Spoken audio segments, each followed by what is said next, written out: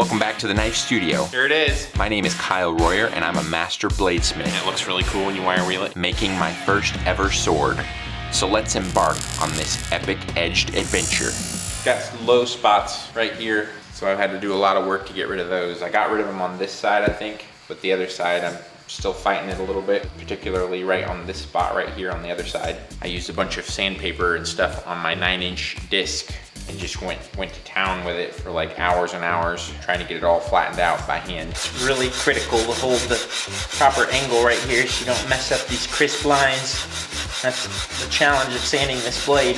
Tip it up 1 or 2 times like that and you'll just shred your nice crisp line accidentally. Buoys are way easier to sand. Here's why. First of all, most of the time buoys don't have this crisp center line that you're trying to preserve, so that's a plus. Another plus is on a buoy, you've got a lot of times a blade is 1.5 inches, 2 inches wide, 2.5 inches wide, so you've got a nice big flat area for your thing to rest on and stay flat. But on this, even though this is a big old sword, your area to stay flat on is less than 1 inch wide up here. Well, it's less than 1 inch wide all the way down because the fuller makes it 3/4 of an inch wide or so. So you don't have as much of a flat area to help you stay flat on. So it's way, way, way harder to keep it flat and not round stuff off than like sanding on a buoy or something like that.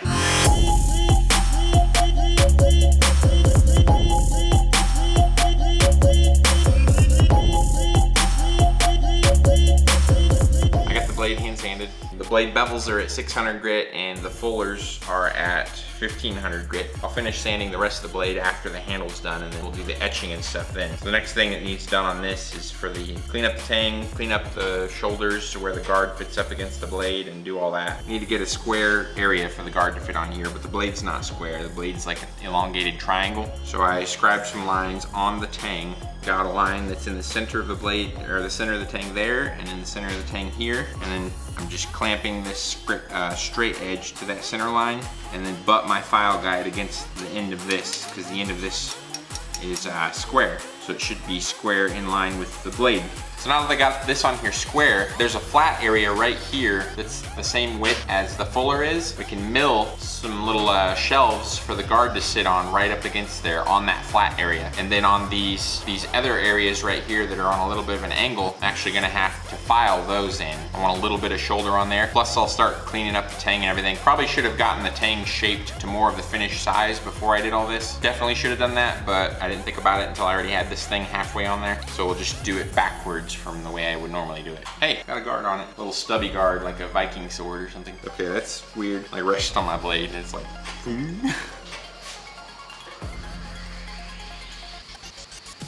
looks straight to me. I bet we could do a journeyman test with it by hand. We could do a journeyman test by hand and go to 90 degrees. So I got a little piece of tape on here just so when it's scraping around on there, it won't mess up my pretty crisp lines that I've been saving. So I've got the Sharpie on there just so I can clearly see where the bit's cutting and everything. Wow, that's close. Got about 100,000ths of an inch of room there. So I gotta get the head lined up just right. I don't move this thing very often at all. I'm gonna loosen that, scoot it forward a little bit. So we got a carbide topped file guide versus a carbide mill bit. The carbide bit can mess it up a little bit, so you don't wanna ding into it too hard because it'll mess up your bit and it'll mess up the file guide all at the same time. That is, wow. I didn't even set that and it's really close to the blade there already. I'm just gonna get it really close. Then I have a little bit of room where I can move the table into it from the rest of the way. I'm gonna cut down into the tang and create that little shoulder there and probably cut it about 10 to 15 thousandths of an inch. So not much at all, just enough to make my guard fitting the way I do it go really well.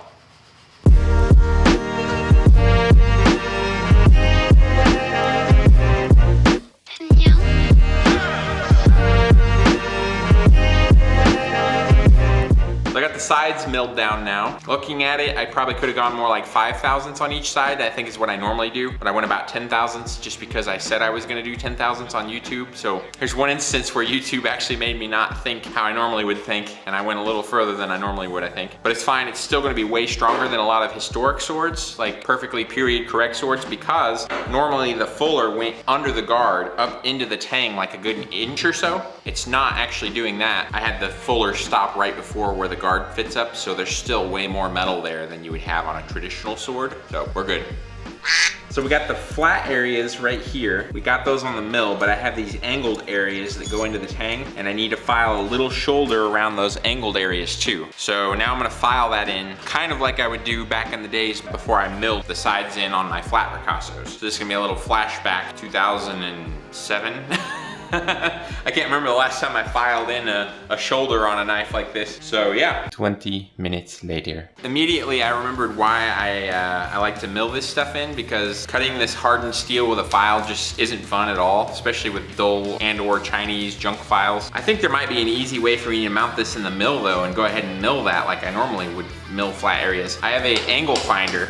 I can put that angle finder right here on the edge, and that angle is basically the exact same angle as this right here. So I should be able to stick that angle finder on there and actually be able to pretty reliably get the proper angle for this. It doesn't have to be exact because it's just for the guard fit. If one side's a little different angle than the other, it won't show up in the final guard anyway. I think I might try that instead of doing this filing nonsense. Those pins are gonna be sticking up in the way.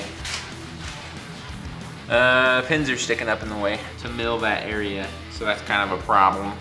Since the top of the vise is really flat, I can push this bevel tightly against the top of the vise, and that angle right here mirrors the top of the vise then, since my bevels are the same on both sides, and that ends up being right in the ballpark of being nice and flat and parallel with the milling machine. 0.3 to 0.4 range or so. This isn't the most accurate putting it on a little tiny area like this, but it's close enough. So yeah, it's right in the ballpark. But these pins are gonna be getting in the way. So even if I stick a collet in there, which will give me more bit to use, it's still gonna be not enough unless I only had like a 1/4 inch of the bit sticking in there. So really the only option is to shorten these pins. So that's what we'll do.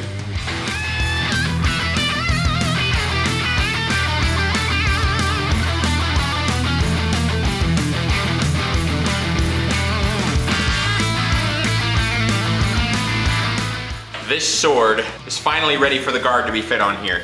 The guard needs forged out though, and that's what we're gonna be doing next. But I got the tang all shaped down close to the final size that it's gonna be. And I put my file guide on here and milled out a little bit of a 1/10,000th of an inch step all the way around the tang. I've also rounded the edges a little bit. I've even hand sanded the majority of the tang on both sides just to clean it up a little bit more than I normally do. It's looking smooth and sleek and feels really nice. I had to grind a little bit of a bevel on each side of the tang. So the tang is ready to go. Right now I'm ready to start cutting the slot in the guard and fitting it onto the blade, except the guard needs to have the quillions curved forward a little bit first. The guard's not gonna just be straight, it's gonna be lightly curved forward towards the blade. Hopefully I can do it with the torch because I'm using a big, massive 1018 mild steel bar. It's about 3/4 of an inch thick and 1 3/8 inches wide, so I might have to light the forge up, but I think I can do it with the torch. Let's get to forging.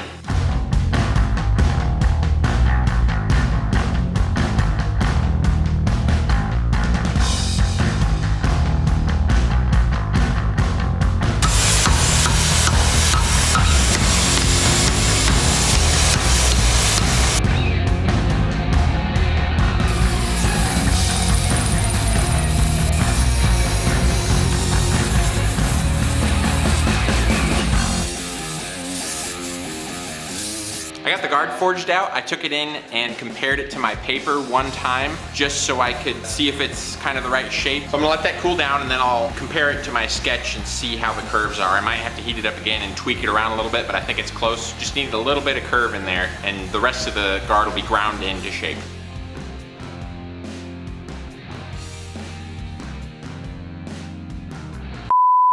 I understand you're frustrated. So many unanswered questions. The video left you hanging. You simply need to subscribe so you can get notified of the most recent videos. Thank you for watching.